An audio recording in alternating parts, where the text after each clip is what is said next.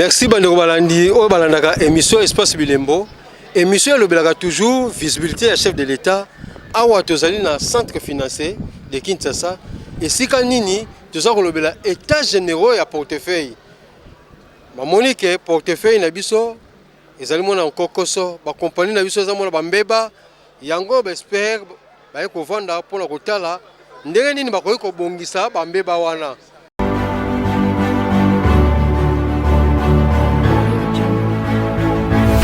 Bana mike tosangani lelo tolobite etika tobongisa tolukalisanga bayaya na biso bakolo bato a conseil oye population ya Congo jeunesse nationale basengi lelo po babongisa kobongisa Congo ezali nguya ya population bakonzi bayoka na batoi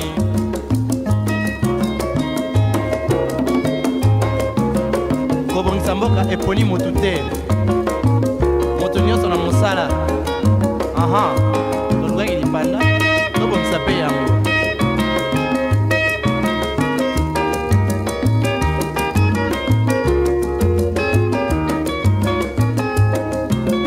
biso bana mike tosangani lelo tolobi te etika tobongisa tolukalisanga bayaya na biso bako.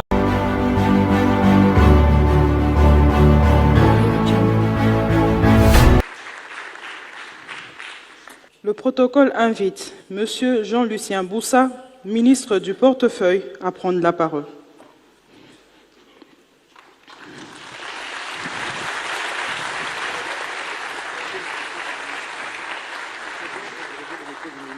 C'est un grand honneur pour moi de prendre la parole ce jour devant cette auguste assemblée à l'occasion de l'ouverture des travaux des États généraux des entreprises du portefeuille de l'État sous le thème faire du portefeuille de l'État un puissant levier de croissance économique et du développement social.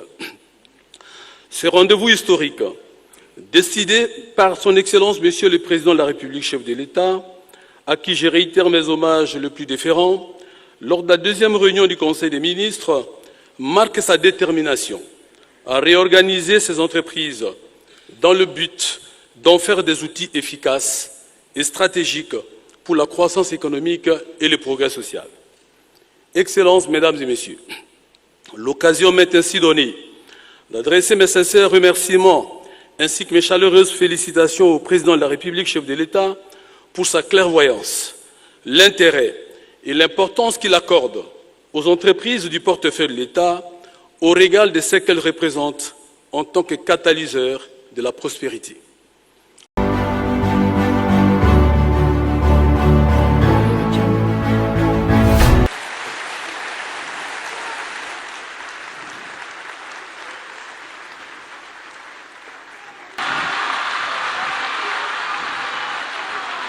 République démocratique du Congo, riche de ses ressources naturelles exceptionnelles et de son capital humain jeune et dynamique, détient seule les clés de son avenir. Avec un portefeuille conséquent d'entreprises publiques, de sociétés d'économie mixte et de participations indirectes, le pays a toutes les cartes en main pour devenir un acteur économique majeur sur le continent. Cependant, ces atouts restent largement sous-exploités, entravés notamment par des pratiques obsolètes héritées du passé qui freinent leur plein potentiel. Les entreprises publiques, qui devraient être des moteurs de croissance économique, continuent d'être freinées par des défis structurels majeurs, tels que la mauvaise gestion, l'insuffisance des capacités, la dépendance financière excessive, la compétitivité limitée et des infrastructures inadéquates. La gouvernance des entreprises du portefeuille de l'État souffre depuis longtemps d'un manque de rigueur, ouvrant la voie à des dérives qui entravent leur performance. Je ne peux passer sous silence les pratiques peu recommandables auxquelles s'adonnent certains dirigeants des entreprises publiques.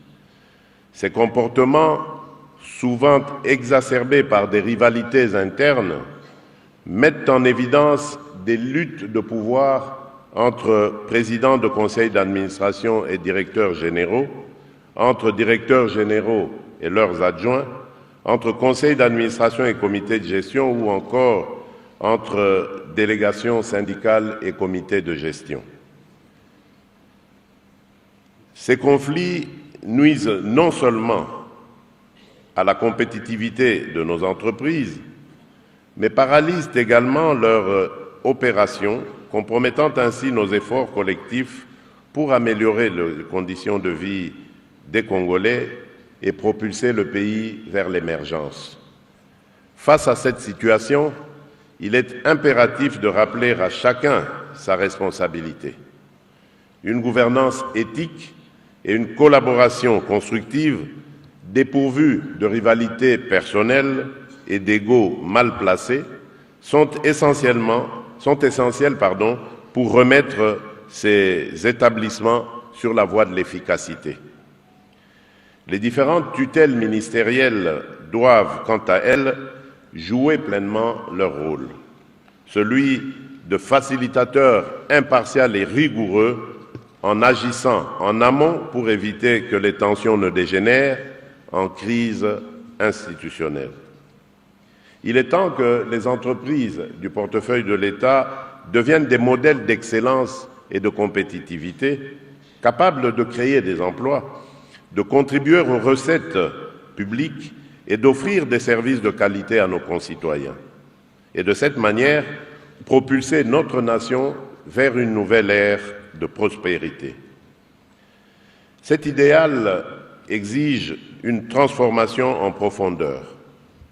Repenser les modes de gestion de ces entreprises, moderniser leurs pratiques et revisiter, si besoin, pactes sociaux existants qui freinent leur croissance et leur compétitivité, et enfin, intégrer des technologies innovantes.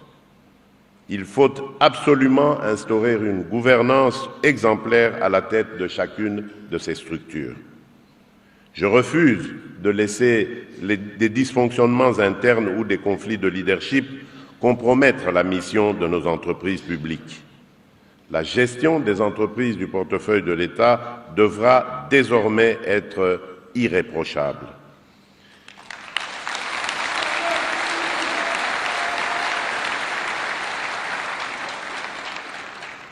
Les dirigeants doivent incarner un leadership visionnaire, faire preuve d'un sens élevé de responsabilité, assurer une transparence exemplaire et atteindre des résultats concrets et mesurables.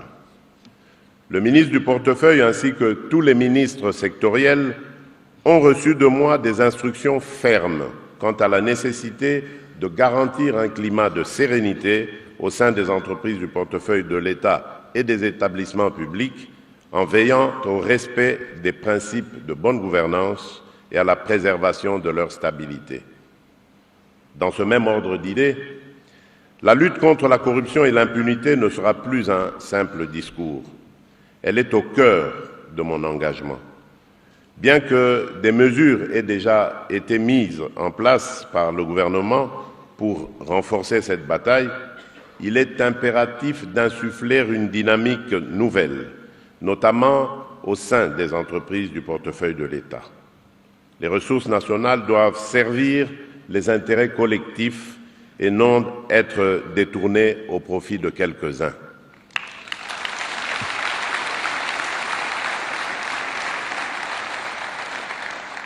Mesdames et Messieurs, distingués invités, faire des entreprises publiques un levier de croissance ne se limite pas qu'à maximiser les profits. Ces efforts doivent servir idéalement les 6 engagements que j'ai pris solennellement lors de mon investiture le 20 janvier 2024 pour ce second mandat en tant que président de la République démocratique du Congo. Dans ce contexte, cela équivaut à répondre aux besoins de nos populations, accès à l'eau, à l'électricité, à des infrastructures modernes, aux soins de santé et à d'autres services publics de base. Créer des opportunités pour les jeunes et les femmes avec des programmes ciblés et inclusifs. Réduire les inégalités et bâtir une économie diversifiée qui profite à tous les Congolais, des centres urbains aux villages les plus reculés. Pour concrétiser cette vision, des réformes ambitieuses et structurantes s'imposent. Elles incluent l'évaluation et la mise en œuvre effective des conclusions des réformes des entreprises publiques, longtemps restées lettres mortes, la modernisation du cadre juridique et institutionnel afin d'aligner nos entreprises sur les standards internationaux, l'intégration de technologies numériques pour accroître leur efficacité, leur transparence et leur compétitivité, ainsi que l'établissement de partenariats stratégiques solides favorisant une collaboration accrue avec le secteur privé et les investisseurs étrangers. Mesdames et messieurs, distingués invités, nous avons devant nous une opportunité unique, transformer nos entreprises publiques en véritables piliers d'une République démocratique du Congo prospère, juste et inclusive. Cela exige de chacun d'entre nous un engagement ferme, des actions concrètes et une volonté inébranlable de faire de notre nation un modèle de prospérité en Afrique. Il est temps de dépasser les cycles interminables de forums et d'états généraux. Je vous invite donc à aborder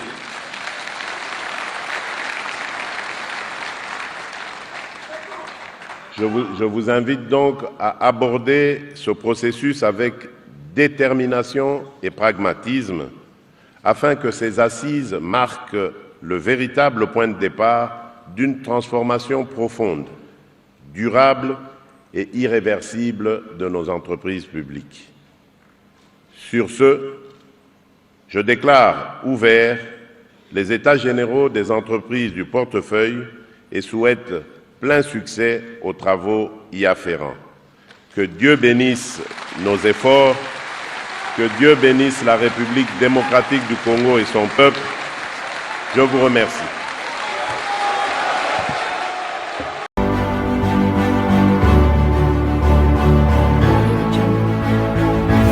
Toye koyoka ndenge nini bakonzi balingi bapesa nzela asika pona ba entreprise à portefeuille ndenge nini bakosala bambula eza koya pona ba entreprise wana ezale ya solo eloko oyo kopesa mboka mwa lopipi ya kitoko po tokende liboso makambo ya sika ekota misala ezala tomona siko ya solo économie ya mboka etelema partir ya ba entreprise à portefeuille. Est-ce que ndaboza sika économie ya mboka etelema oyo yoza koloba?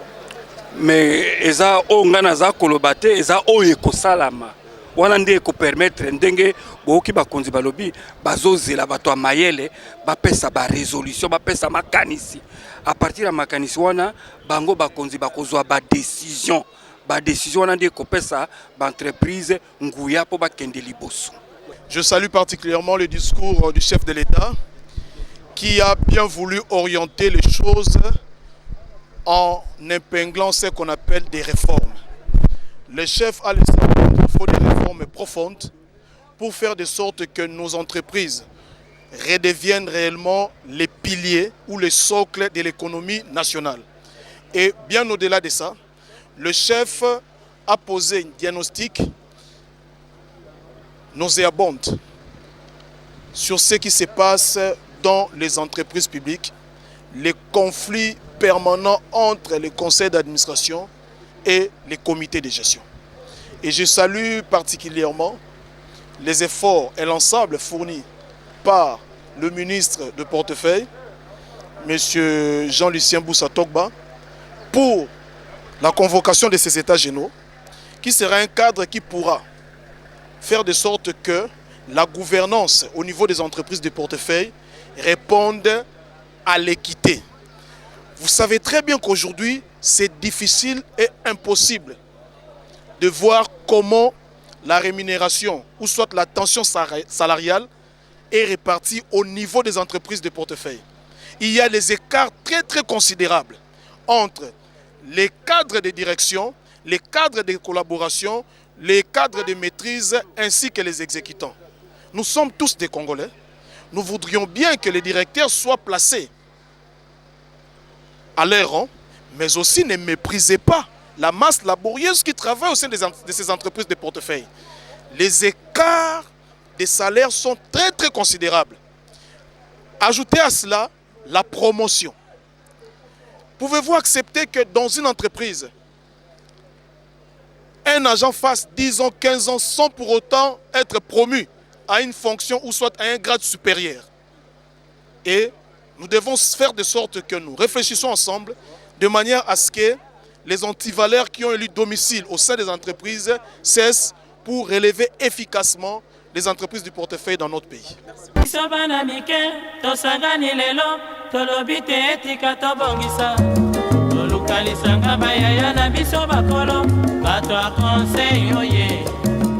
Population ya Congo, jeunesse nationale, basengi lelo po babongisa. Kobongisa Congo ezali kuya ya population, bakonji bayoka na batoi.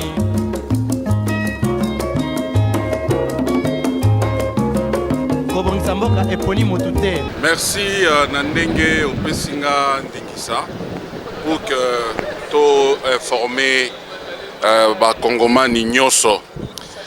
Toti na lancement, il y a travaux OESA prévus par les chefs de l'État, par ministre à portefeuille, par maman Premier ministre. Pour tout ça, la réflexion, il y a états généraux, il y a entreprise, il y a portefeuille de l'État, entreprise et à l'État. Tolandi, discours à la Nyonso et Salami, na secrétaire général, na ministre. Tu comprends que l'entreprise et l'État ils ont un problème ébélé. Le problème ébélé, chef de l'État, après ça qui visionne a encouragé Bisso que tu rompre na ba erreur du passé. Tu bongi ça parce que à travers l'entreprise on a des développement social, développement économique en Boka, tout ça là.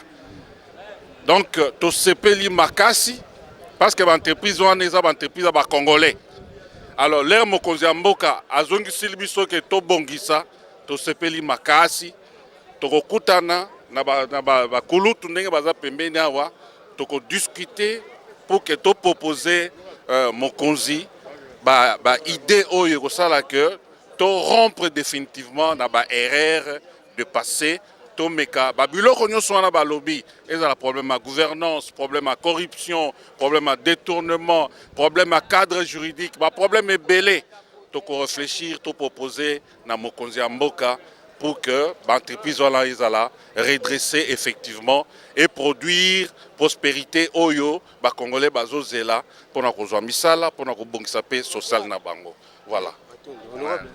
Je pense tout est dit, hein. Je suis administrateur.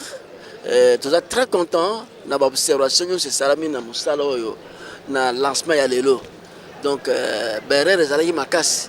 Maintenant tozi pouvoir ya ko redresser gestion na biso ya économie en mboka na biso.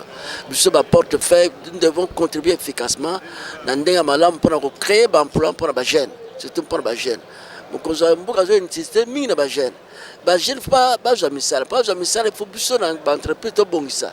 Tout ça, ndenge mokonza mboka alingi. Yango tozi ndingisa ya ko changer gestion na biso ya entreprise de l'État, du portefeuille de l'État.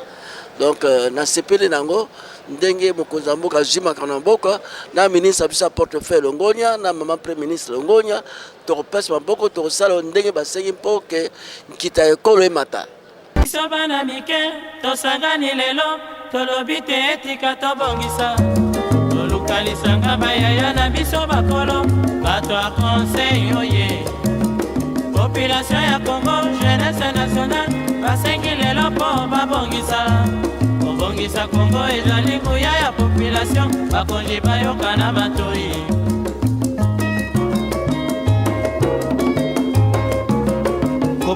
Mboka Eponi Motute.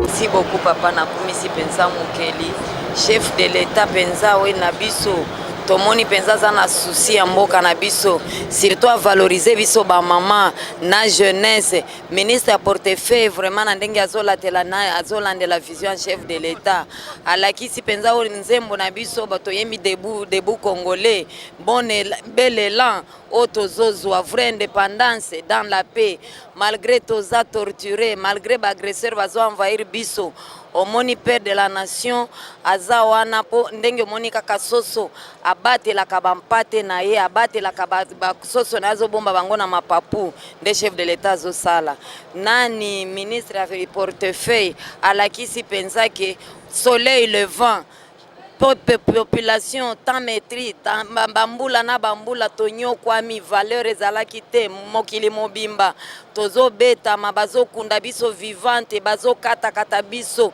bazo benga biso poubelle mais chef de l'état zui poubelle nyonso wana abwaki yango afongoli mituna biso alongoli bosoto nyonso ministre ya portefeuille vraiment emonani penza Saint-Esprit nazo travailler na kati na ye tokumisi mokeli po biso bakongole biso pe toyebi ke kala mingi te tozomela miliki ya mboka tozolia pe mafuta nzo ya mboka na biso yango na kumisi mokeli penza nani ministre ya portefeuille zwa elana yo papa sala musala na ndenge esengeli longonya papa ba bénédiction nyonso lo le fongamela opona yo na remercie état ya ba entreprise publique donc ezali responsabilité na biso bana mboka maintenant ya ko s'imprégner na ba assise oyo pona kotala ndenge nini to bongisa lisusu ba entreprise na biso voilà au moins moi résumé na ko sala pona okende mulaite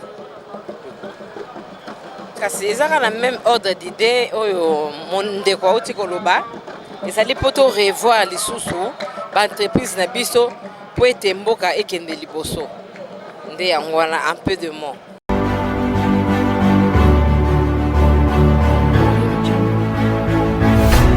Il y a solo tolandi ba discours il y a responsable ya copyright tolandi pe maloba il y a ministre ya portefeuille to kolanda maloba mokonza mboka réellement que portefeuille à l'état ba entreprise à l'état za ba canard boite za ya kobeba ba entreprise à l'état mingi ezotambola mamabe pourquoi parce que détournement nde bomi ya liboso kaniaka ba entreprise à l'état basala ba concurrence ba détournement ya mibale conflit de compétences ba bengaka koswana entre bakonzi bakambi okomona DG na DG ya baza koyokana te okomona conseil d'administration na comité de gestion bayokana te po ani bali contrôle te somoni mutu azoboya contrôle c'est kazali na mbilinga azobomba kasi ko gérer na eza malamu te po mutu ako gérer na semba koboya contrôle po na nini na yango to sependa maloba mokonda mboka alobi Fati Beton alobi boye to sala kaka ba états généraux te pona ba états généraux to bimisa makambo mais kasi to sala ba états généraux o ekopesa ba résolution e komema pe to appliquer ba résolution wana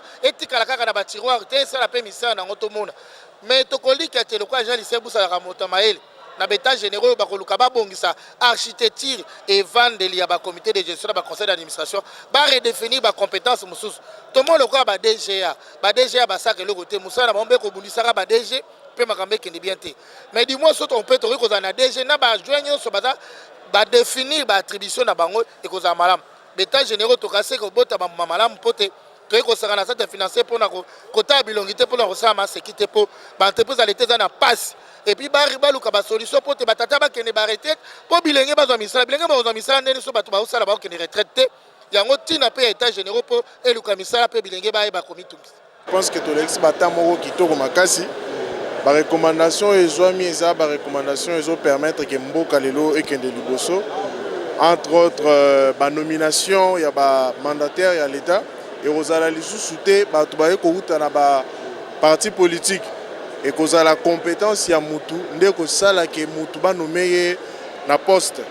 Donc, vous avez yo, si vous avez un CV, vous avez malamu, batali CV na yo, mokonzi atali, vous êtes compétent, vous pouvez assumer poste wana.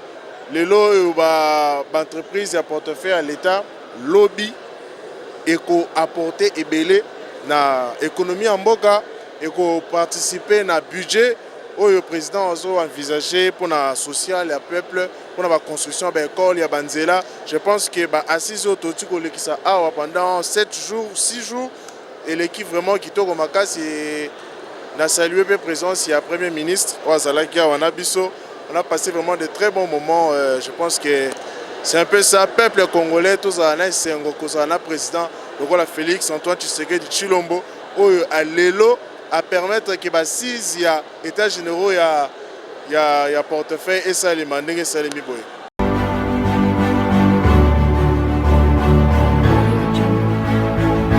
Sobana mike tosangani lelo tolobi te etika tobongisa tolukalisanga bayaya na biso bakolo bato a conseil oye population ya Congo jeunesse nationale basengi lelo mpo babongisa kobongisa Congo ezali nguya ya population bakonzi bayoka na batoi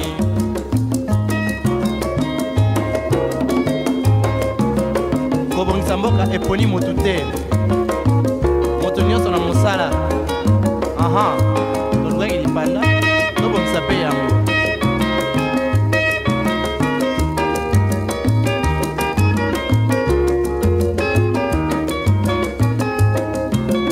biso bana mike tosangani lelo tolobi te etika tobongisa.